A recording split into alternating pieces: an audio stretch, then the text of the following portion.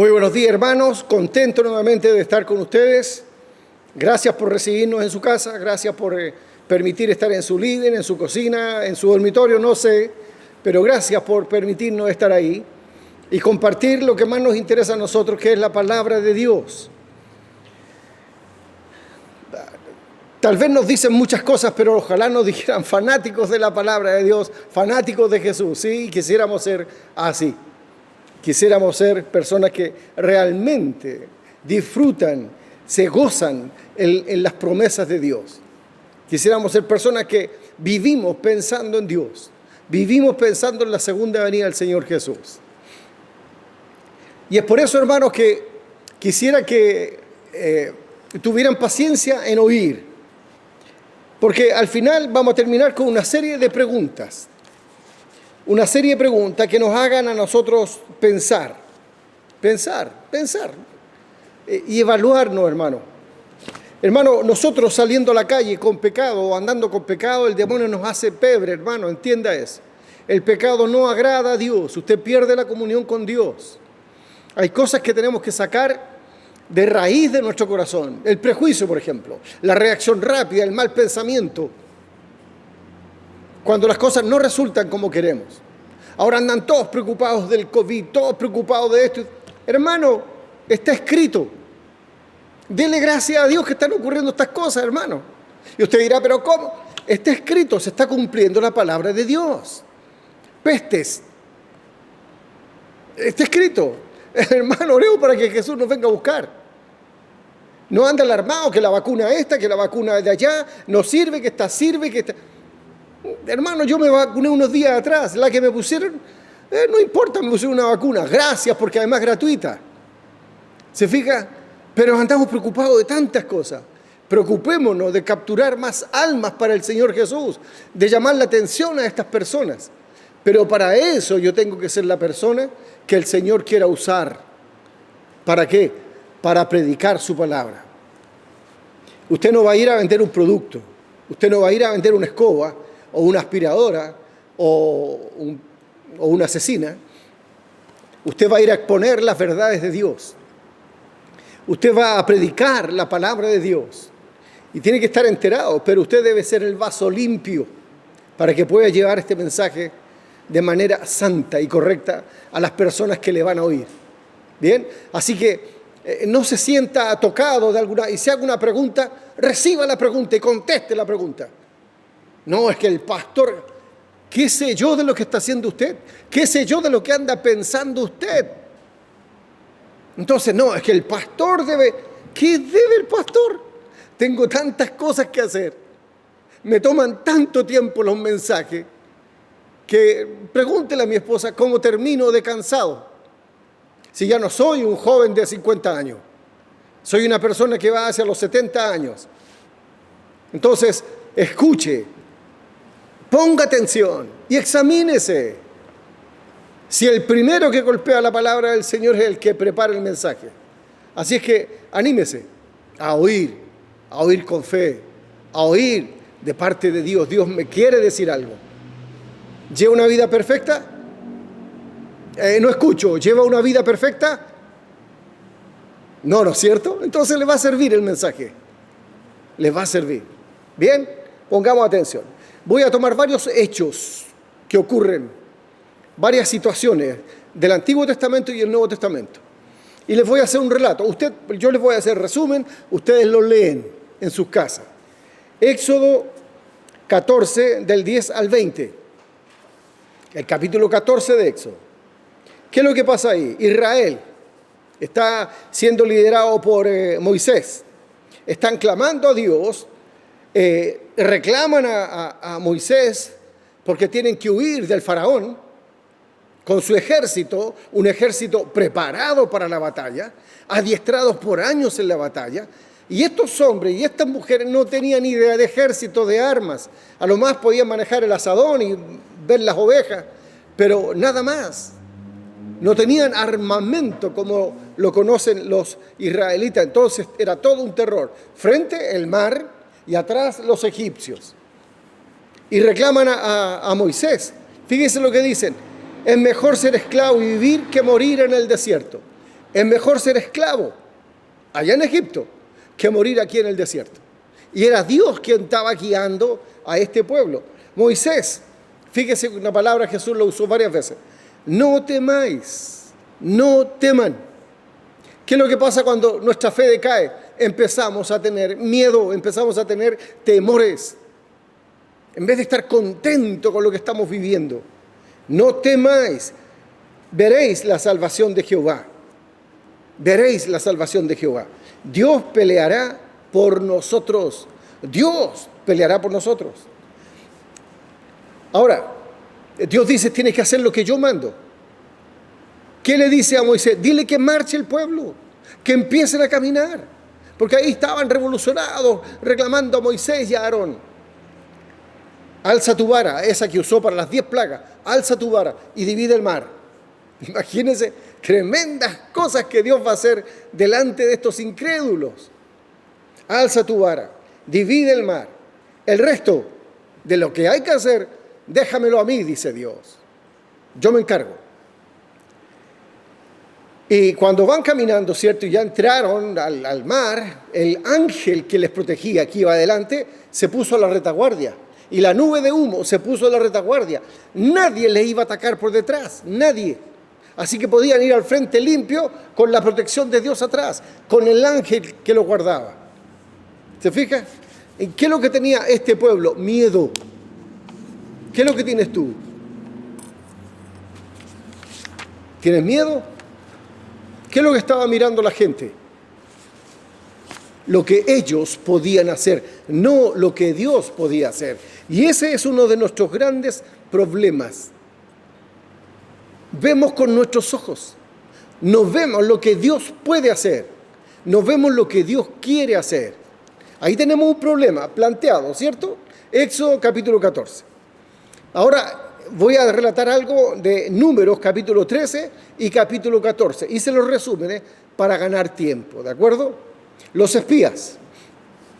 ¿Se acuerda que Josué manda a 2 espías? Se les dice que vaya uno de cada tribu y van. Moisés. Dios dice, envía hombres a conocer la tierra de Canaán, porque esa es la tierra que les voy a regalar. Un varón de cada tribu. Entonces tenían que ser 12 varones que fueran a conocer la tierra. Se les llamó espías.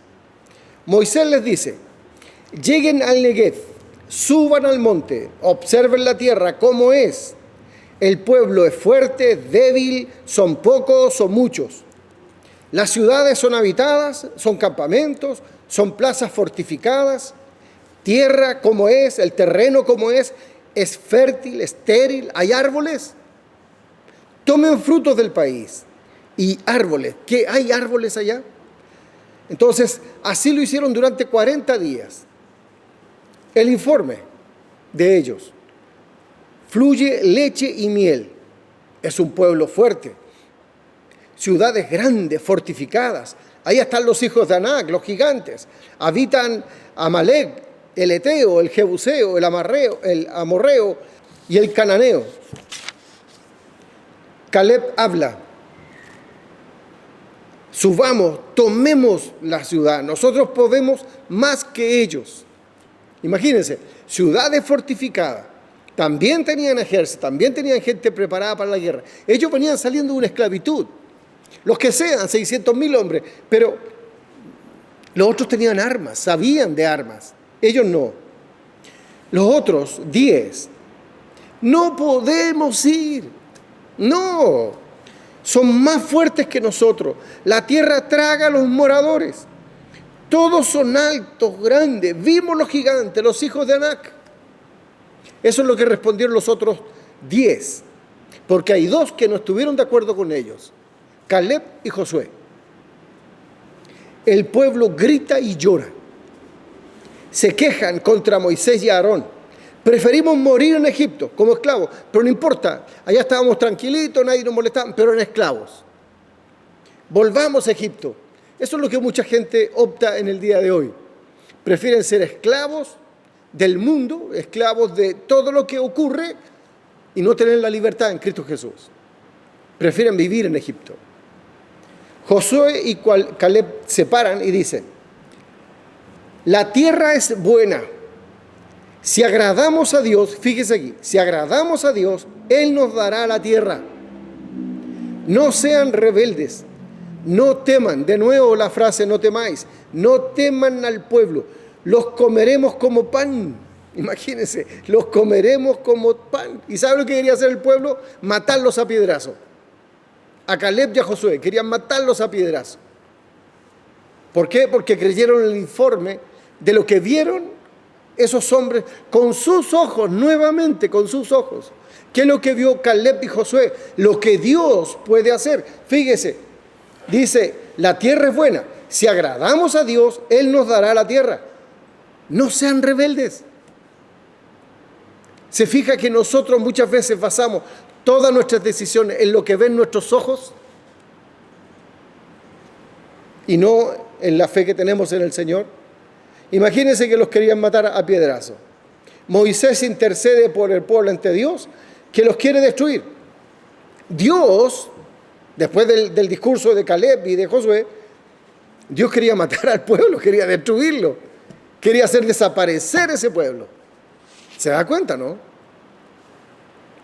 Pero la intercesión de Moisés fue poderosa.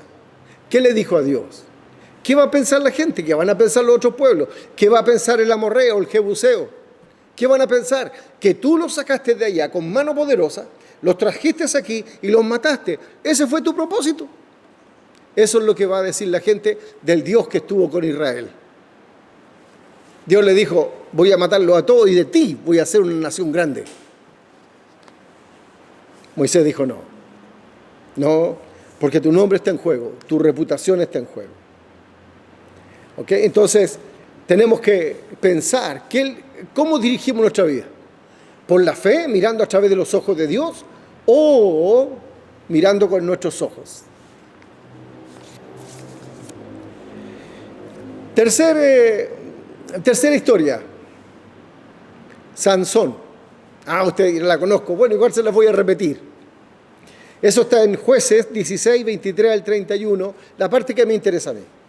Dagón, que se menciona en el relato, es el dios del mar. Tenía cabeza de hombre y cuerpo de pescado. Imagínense. Eso es la invención de los hombres. Le alabaron. Aquí quiero ser bien claro por qué razón fueron a ese lugar una vez que hubiesen capturado a Sansón.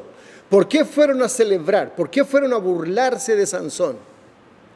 Porque Sansón les dio el motivo para alabar a un Dios falso. Sansón fue el culpable de que esa gente fuera a alabar a un Dios falso, porque creyeron que el Dios falso le había entregado. Y ese Dios falso no existe, no tenía nada que ver, pero la gente, la conducta de Sansón llevó a esa gente a ser más incrédulos. ¿Se da cuenta cómo podemos afectar a la gente nosotros? ¿Cómo afectar a la gente que nos está mirando? ¿Ha pensado en eso, no?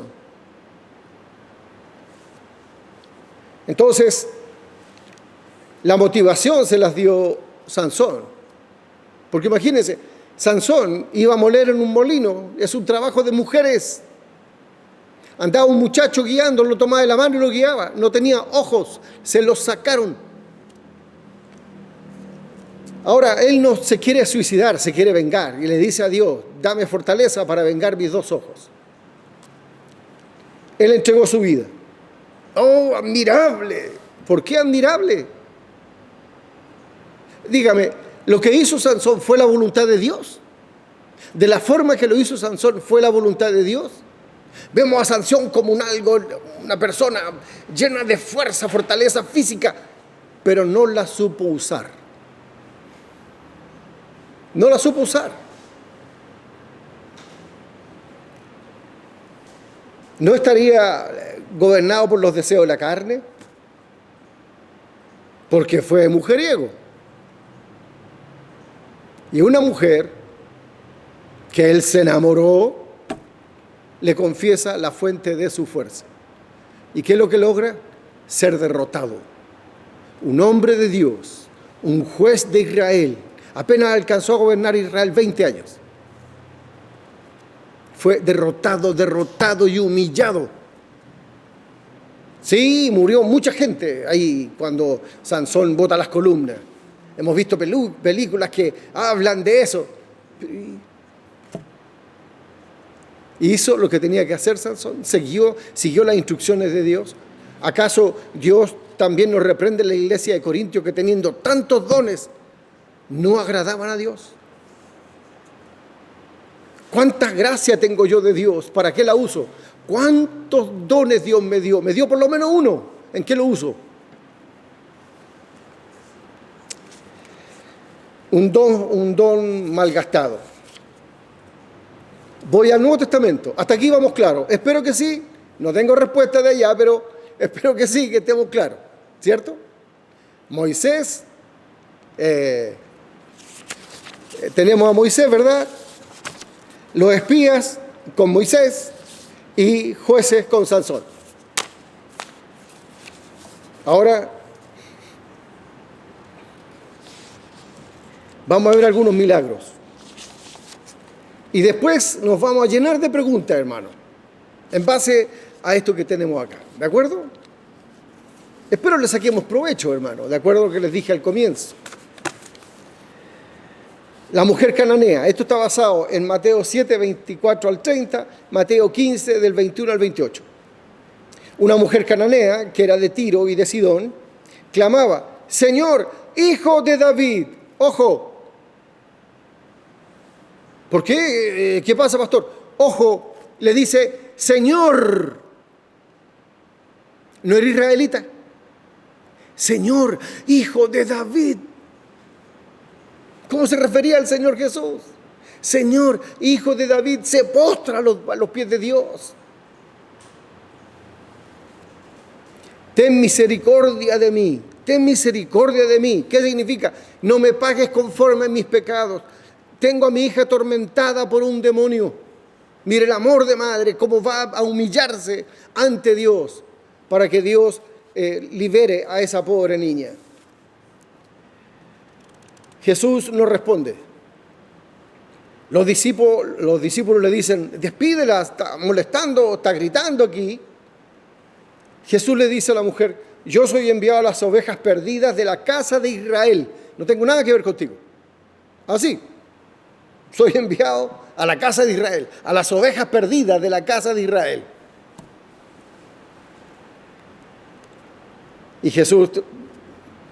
la mujer le dice, Señor, socórreme, Señor. Jesús le dice, no está bien tomar el pan de los hijos y echarlo a los perrillos. Qué cariñoso el Señor.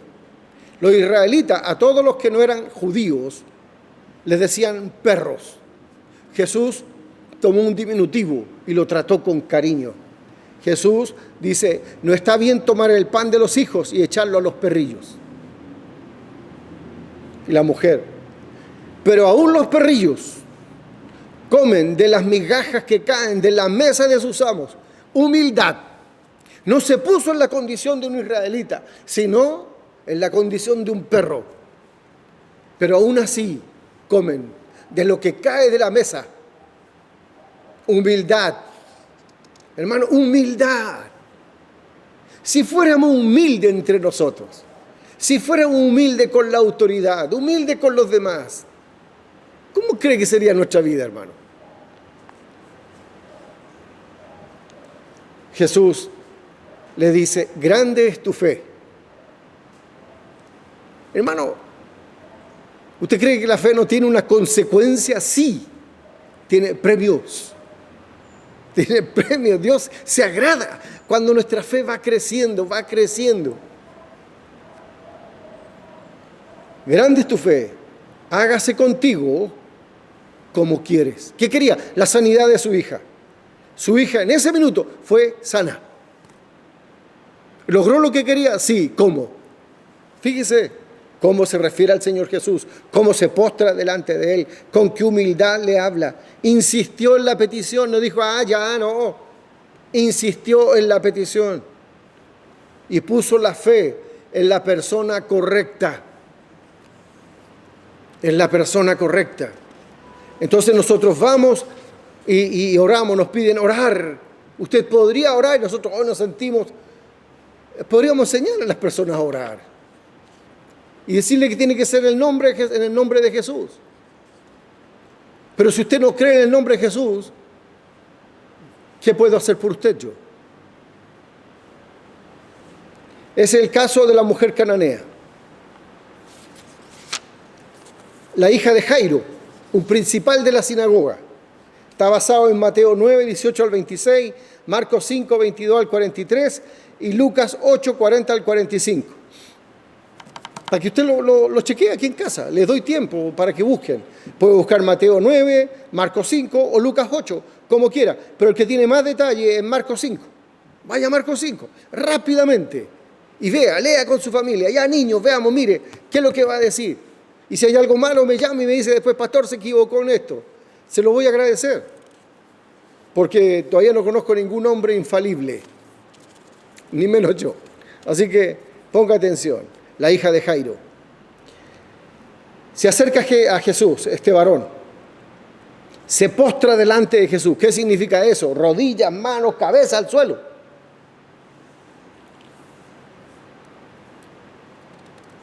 Era un principal en la sinagoga, era un príncipe de Israel.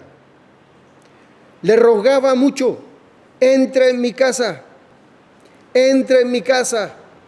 La niña tenía 12 años. 12 años, una vida naciente, hermano. Y era hija única. Mi hija se está muriendo. Mi hija está agonizando. Por favor, si tú pusieras la mano encima de ella, se va a sanar. Imagínese, un hombre, un judío, un principal en la sinagoga, creyó en Jesús. Pero de repente viene gente de la casa de este hombre, del principal, y le dicen, no molesten más al maestro, tu hija ha muerto. Tu hija ha muerto. Nuevamente Jesús dice, no temas. ¡Qué hermoso! No temas. Ten fe. Cree solamente y serás salva. Cree solamente y serás salva. Le acompañan 3 apóstoles, Pedro, Jacobo y Juan. Los mismos de la transfiguración. Tuvieron el privilegio de ver esto ellos 3 nada más. Bueno, lo acompaña también el papá y la mamá cuando entran a la habitación. Llegan a la casa del principal, de Jairo. Hay alboroto, lloraban, lamentaban, tocaban flauta. Y el Señor dice, no lloréis. La niña no está muerta. Empiezan las risas, se burlan de Jesús, porque ellos en su sabiduría sabían que estaba muerta. Se ríen de Jesús. Ni siquiera dejan la expectativa de que a lo mejor este hombre tiene razón. Que a lo mejor este hombre, tal vez, no vemos algo. No, está muerta. Jesús le toma la mano, pero lo echa todo fuera primero. Jesús le toma la mano. Clamó Jesús. Muchacha, a ti te digo, levántate. En otro pasaje dice, talita cumi, muchacha, levántate. Los testigos directos fueron Pedro, Jacobo y Juan, el papá y la mamá. Vieron un milagro a metros de resurrección. A 1 o 2 metros estarían alrededor. Vieron como una niña muerta de 12 años volvía a la vida. ¡Qué poder de Jesús! ¡Cuán poderoso es el Señor que servimos! Por eso dice, no temas. A mí, dice Jesús, me fue dado todo poder en el cielo y en la tierra. Por tanto, id. En ese poder vamos a todos lados, hermano. En ese poder. Entonces, Jesús le dice que nadie sepa esto, denle comida. Sus padres estaban atónitos. Este hombre ha estado tan agradecido. ¿Cómo vemos el poder de Dios para dar vida? Dar vida, hermano. Los incrédulos quedaron fuera, no vieron el milagro. Y muchas veces nosotros queremos que los incrédulos vean los milagros. A Jesús no le interesa. Fue la fe en acción, no solamente en palabras, en acción. El hombre fue de su casa, supo que estaba Jesús, fue a buscar a Jesús. Ten misericordia, por favor. Te clamo, me postro ante ti. Partió para allá Jesús. Y él creyó. En algún minuto, cuando le dijeron tu hija ha muerto, sintió a lo mejor desgano, falta de esperanza, pero Jesús le dice, no temas, ten fe. Cree solamente y serás salvo. Y Jesús llega a eso. Tenemos otro caso que está aquí entre medio de la historia de Jairo, en Lucas 9, Marcos 5 y Lucas 8, pero está en los versículos intermedios. Una mujer padecía de flujo de sangre de hacía 12 años. Eso significaba que ella no podía estar en ninguna actividad religiosa de Israel, en ninguna, todo lo contrario, era despreciada por tener flujo de sangre. Ella no podía estar con su pueblo. Ya había gastado todo lo que tenía en médicos porque sabía que si seguía con eso, ella nunca más iba a poder participar de la vida de Israel. Todo lo que tenía lo gastó en médicos. Cuando oyó hablar de Jesús, se dijo, si tocare tan solamente el borde de su manto, seré salva. Si tocare, solamente, dice, si tocare así, seré salva. Eso es fe, hermano.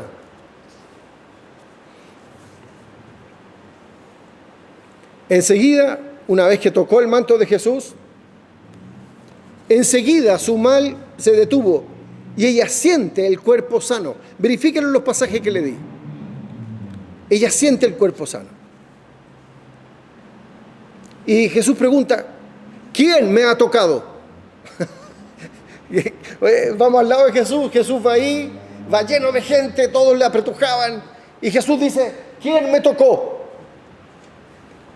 Los discípulos dicen, pero Jesús, estamos en medio de una multitud, ¿cómo quién te ha tocado? Todos te han tocado, dicen, mira cómo estamos. Alguien me tocó porque salió poder de mí. ¿Cuántas personas pasan al lado de Jesús sin lograr nada? ¿Cómo mueve la fe a Jesús? ¿Cómo reacciona Jesús a la fe de nosotros?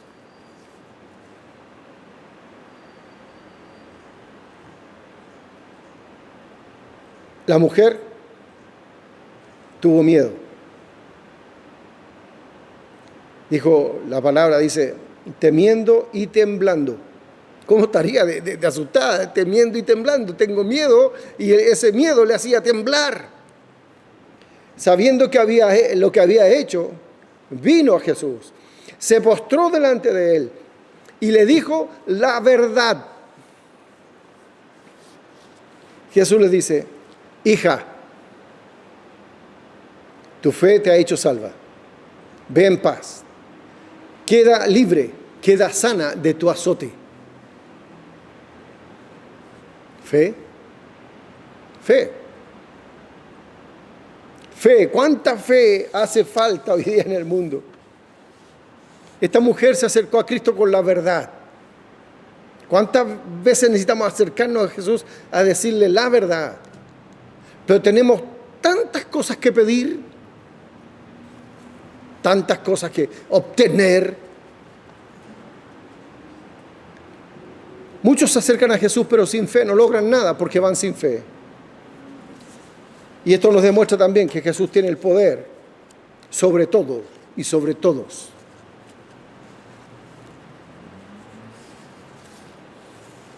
Un último caso, basado en Mateo 17, del 14 al 21, Marcos 9, 14 al 29 y Lucas 9, 37 al 43. Les doy un minuto, yo voy a refrescar mi garganta, permiso, no me corten.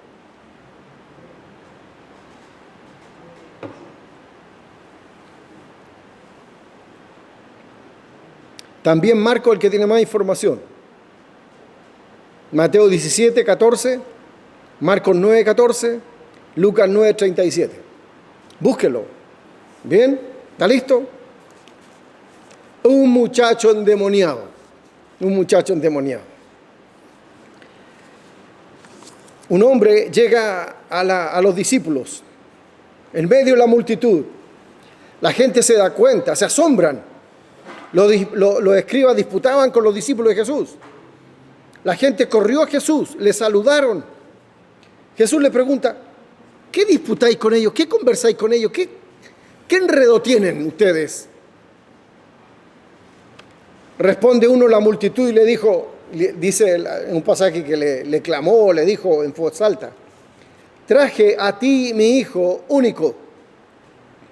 Tiene espíritu mudo. Después dice que también es sordo. Tiene espíritu mudo. Este espíritu lo toma, lo sacude, lo echa al agua, lo echa al fuego, echa espumarajo, crujen los dientes, se va secando, da voces desde niño. Cuando uno nace un niño, ¿cuánta esperanza tienen los papás de verlos crecer, que van creciendo, que van madurando y al final se transforman en hombres, en mujeres? Pero él no podía pensar en eso. Y viene al lugar correcto, a la persona correcta, a Jesús. Y Jesús, y él le dice, tus discípulos no los pudieron echar. Entonces ser cristiano no significa, hermano, si eres cristiano y has creído en Cristo, Dios te abrió las puertas del cielo.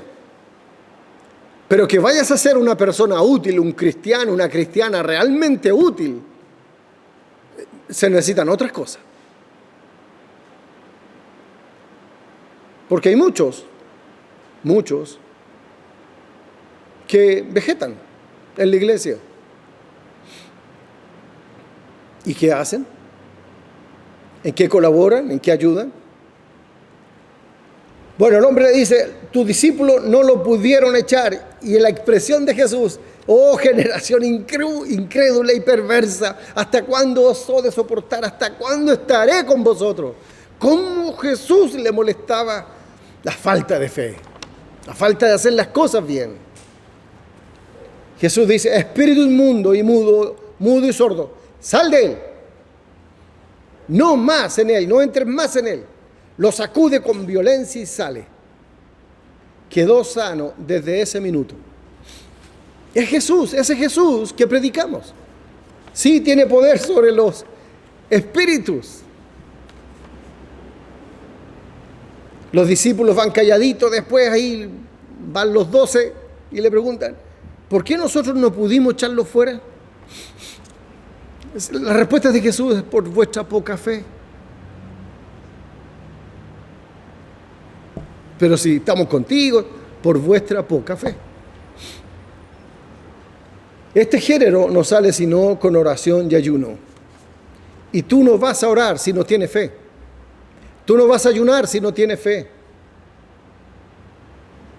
Claro, todos se admiraban de la grandeza de Dios. Pero ¿qué movió a Jesús? La fe de ese hombre. Lo traje a tus discípulos, pero te lo traigo a ti. Aquí vemos la compasión de Jesús, vemos la autoridad y el poder sobre los demonios, vemos la importancia de la fe y también podemos apreciar el fracaso de nuestras vidas. No somos capaces ni siquiera de sanar un resfrío, hermano. Andamos asustados con esto de la pandemia. Yo no digo que no tomemos las precauciones, según dice la autoridad, pero hermano, debiéramos gozarnos porque Jesús viene. ¿Bien? Como les dije, les mencioné varias cosas, ¿no es cierto? A lo mejor usted está ahí, pero ha ido mirando los textos.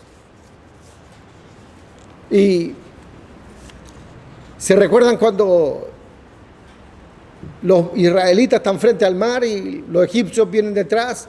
Cuando los espías fueron a ver el otro país, y ven aquí qué es lo que está pasando y le cuentan que no pueden hacer nada.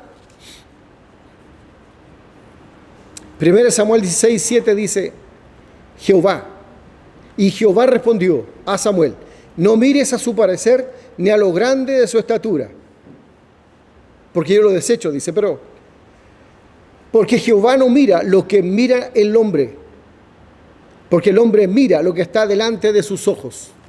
Ese es nuestro problema. ¿Qué miramos nosotros? Nosotros no miramos con los ojos de la fe, no miramos con el poder de Jesús, no miramos, siempre nos reducimos, nos vamos a reducir a lo que ven nuestros ojos. Y eso no debe ser.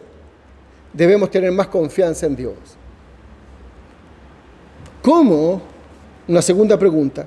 ¿Cómo usamos los dones y habilidades que Dios nos da? ¿Qué hizo Sansón? Sí, levantaba esto, levantaba lo otro, sacó, descerrajó, mató animales y famoso por su fuerza. Pero ¿cómo murió? ¿Usó bien los dones? ¿Los dones o el don que te ha dado Dios, lo estás usando? Examina el libro Romano y ve, Señor, ¿qué es lo que yo? ¿Para qué soy bueno, Señor? ¿Usas estos dones para la gloria de Dios? Otra pregunta, ¿tengo la fe de la mujer cananea? ¿Tengo la fe que tocó el manto de Jesús? Pregúntese, hermano. Todo esto está escrito para nuestra enseñanza. ¿Tengo fe en la persona correcta, en Jesús? Y usted dirá, sí, pero cuando estamos enfermos, ¿dónde vamos? Al médico. ¿Y en qué confiamos? Hágase la pregunta nada más, no le estoy acusando. Hágase la pregunta. ¿Confío en lo que dijo el médico o en lo que Dios puede hacer? ¿Soy humilde y cualquier respuesta de Dios es buena para mí? ¿E insistimos en algo que Dios nos dijo que no? ¿Soy humilde? Lo que tú decidas, Señor, está bien, pero ¿realmente lo creo? ¿Soy insistente? ¿Voy en humildad a hablar con el Señor? ¿Le cuento todo o voy con mentiras? Cuando oro o pido, ¿voy con la verdad más pura en mi boca? ¿En todo aspecto de mi vida? ¿No tengo nada que ocultar a Dios? Y si hay algo que confesar, ya lo confesé y vengo a pedir esto, Señor.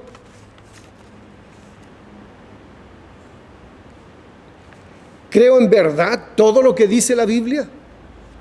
El perdón de Dios, los poderes de Dios, la salvación en Cristo Jesús, la resurrección, la segunda venida de Jesús. ¿Te burlas de esto? Recuerda que los incrédulos no vieron el milagro de cuando la niña se levanta. No lo vieron. Por la incredulidad. ¿Crees realmente que Jesús tiene poder sobre los demonios? ¿Tiene autoridad sobre los demonios? ¿Crees sinceramente?